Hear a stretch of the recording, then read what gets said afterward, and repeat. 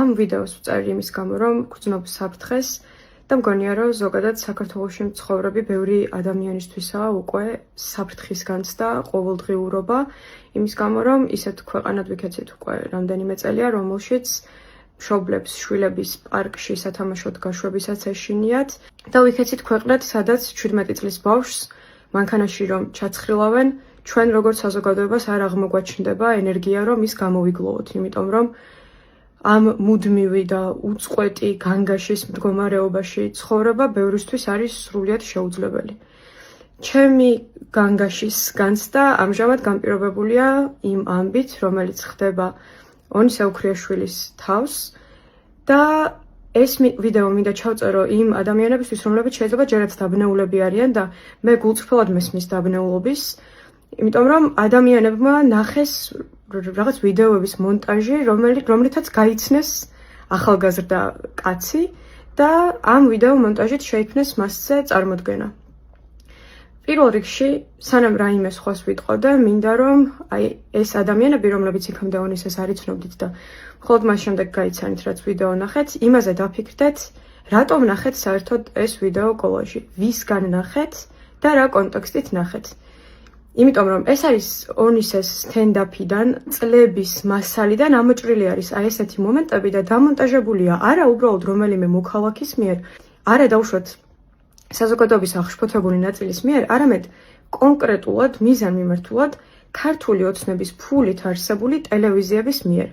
გთხოვთ დაფიქრდეთ ამაზე. თქვენ ეს ვიდეოები ნახეთ პროპაგანდულ მედიებზე, პროპაგანდულ სოციმედია არხებზე, ტროლების, ბოტების, TV იმედის, რუსთავიორის თუ პოზიტივის გვერდებზე და გთხოვთ დაფიქრდეთ იმაზე, რატომ ნახეთ ეს ამდენჯერ, რატომ გადიოს ეს სიუჟეტები დილის, შუადღის, საღამოს გამოშვებებში ტელევიზიაში და რა მიზანი შეიძლება ჰქონდეს ამას.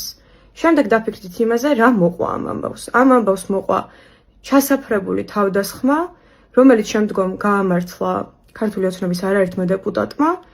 შემდგომ ამ თავდამსხმელს ტაშით დახვდა ქართული ოცნების ახალგაზრდული ფრთის ჯგუფი, სხვა დეპუტატები და ტაშითვე ჩასვეს სამთავრობო მანქანაში და გააცილეს სასამართლოდან როგორც გმირი. და ამ ამბავს მოყვა ის, რომ დაანონსდა მოძალადე დაჯგუფების არსებობა, რომელმაც უნდა დაიცვას ქართველი ხალხის ღირსება. სულ ყველაფერს რომ თავი დავანებოთ, საერთოდ რომ არ ვიფიქროთ იმაზე, მოგწონს ესეთი ტიპის იუმორი, არ მოგწონს, მხოლოდ ამ მოვლენათა ჯაჭვს რომ დავაკვირდეთ, ხომ ცხადია რა არის მიზანი. ცხადია რომ ერთი ადამიანისგან გამოვიყვანოთ მტრის ხატი, რომელმაც პასუხი უნდა ააგოს, გინდ თავისი მორალური კეთილდღეობით, გინდ თავისი ფიზიკური კეთილდღეობით, იმ 1000 დანაშაულის გადასაფარად, რომლის ავტორიც არის ქართული ოცნება. ხო, აქვე მინდა დავამატო ისიც, რომ ცალკე საკითხია, ვინ არიან ის ადამიანები, რომლებიც თითქოს ქართული ისტორიის, მემკვიდრეობის თუ ქართული ღირებულების დამცველად ასაღებენ დღეს თავს და რამდენად აქვთ მათ წარმოდგენა თუნდაც ქართული ეკლესიის ისტორიაზე. მაგალითად, ონისე ოქრიაშვილი წლების განმავლობაში იყო გიდი და მსოფლიოს არაერთი ქვეყნის სტუმრისთვის გაუცნია საქართველოს არაერთი ეკლესია, სხვათა შორის აქვე ვიტყვი, რომ ბოლო რამდენიმე წლის, ბოლო 2-3 წლის განმავლობაში უცხოელი ტურისტების მრავალფეროვნებამ ბევრად იკლო და ჭარბად არიან მათ შორის რუსები, თუმცა იმ წლებში, როცა ონისე მუშაობდა, სრულიად მრავალფეროვან ჯგუფებთან ჰქონდა მას ურთიერთობა.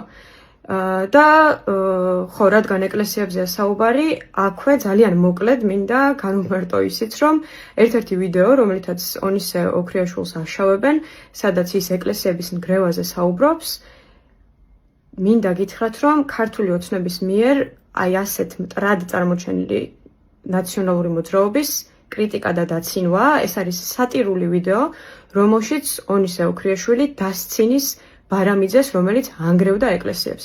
თუმცა ესეც, რა თქმა უნდა, დამონტაჟებულია ისე და მოწოდებულია ისე, რომ თავად ონისე წარმოვაჩინოთ ეკლესიების მტრად. და არ ვიცი, 1000 ვიდეო ტრიალებს და არ ვიცი, ჩემთვის ყველაზე წარმოუდგენელი და ყველაზე ამაღელვებელი რაც არის ის, რომ თითქოს ონისე დასცინის მოხუცებს, კიდევ ერთხელ, ეს არის სატირის ჟანრი, რომელიც შეიძლება არ მოგწონდეს, რომელზეც შეიძლება ვფიქრობდეთ, რომ მდარე იუმორია. სხვა საკითხია ეს. მეორე საკითხია ადამიანის ფიზიკური მოსპობის მუქარა და არ ვიცი, განდევნა და მოკვეთა საზოგადოებიდან. მე არ ვიცნობ ადამიანს და მე ვინც ვიცნობთ, იცით რომ უკეთილშობილესი ადამიანები მახვევია გარს, მყავს ასეთი ოჯახიც, სანათესაოც, რომლებიც ძალიან მიყვარს და სიკეთის მეტი მათგან არაფერი არ მისწავლია ცხოვრებაში. თუმცა სულ ვამბობ ხოლმე, რომ ყოველდღიურად ჩემს ცხოვრებაში მე ონისესგან ვსწავლობ სიკეთეს. იმიტომ რომ არ შემხვედრია ადამიანი, რომელიც ამდენად დიდი სიყვარულით სავსეა კონკრეტულად მოხუცების მიმართ, გარემოვაჭრეების მიმართ, რომელიც სახელებს იმახსოვრებს გარემოვაჭრეების და ყვავილები რომ მოაქვს ხოლმე ჩემთან საჩუქრად, მეუბნება რომ აი ეს ნუნუსგან არის, რომელიც აბაშიძეზე ყვავილებს ყიდის. უზარმაზარი სიყვარული და უზარმაზარი მზრუნველობა აქვს მას ადამიანების მიმართ ზოგადად და მართლა მიხარია რომ მის გვერდით ვცხოვრობ იმის გამო რომ შემეძლია ყოველდღე ვიმეცადინო სიკეთეში და სიყვარულში მისი მაგალითით. ის რაც თქვენ ნახეთ არის სატირა.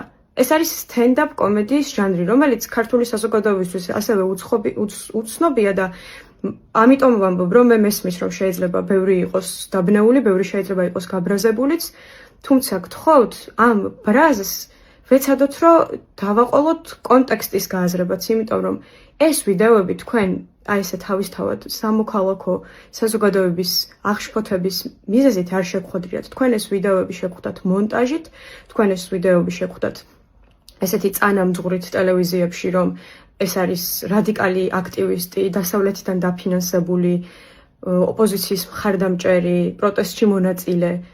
აი ასეთი შესავლით, შემდგომ შეგხვდათ მანიპულაციური მონტაჟი და შემდგომ ყველა ეს სიუჟეტი ასევე დასრულდა იმის გამეორებით, რომ ეს ადამიანი არის ქვეყნისთვის საშიში. ქვეყნისთვის საშიში დღეს არის ქართული ოცნება და მისი ძალაუფლება. იმიტომ რომ ჩვენ ვცხოვრობთ 2026 წელს, რომელშიც ფაქტობრივად გვიანოსებენ მხედრიონის მსგავსი დაჯგუფების არსებობას და შემდგომ, აგერ მე ჯერჯერობით მხოლოდ ნინო წილოსანის განცხადება ვნახე ამ საკითხთან დაკავშირებით, იმასაც აყოლებენ, რომ მისასალმებელი არის მსგავსი ჯგუფის არსებობა, იმიტომ რომ ღირსებაა დასაცავი. ჩვენ ღირსება აგვყარა ბიძინა ივანიშვილმა, იმიტომ რომ გააუბედურა ამ ქვეყანაში მცხოვრები ყველა ადამიანი, გარდა იმ ადამიანებისა, ვისაც აქვს ფულადი სარგებელი ამ პარტიის არსებობით. გთხოვთ, არ მოექცეთ ამ პროპაგანდის ქვეშ და გთხოვთ, ყველამ გავიაზროთ ჩვენი წილი პასუხისმგებლობა ამ ამბავში. ჩვენი პასუხისმგებლობაა, რომ დავიცვათ ერთმანეთი, ვიზრუნოთ ერთმანეთზე და გადავამოწმოთ ყველა ინფორმაცია, რომელსაც მივიღებთ. მადლობა ყველას, ვინც ამ პროცესში მხარი დაგვიჭირა. მართლა თქვენი თუ არსებობთ და თქვენით გვიდგას სული და იმედი მაქვს ჩვენი საზოგადოების გონიერების და სიკეთის. ეს მინდოდა რომ მეთქვა. მადლობა.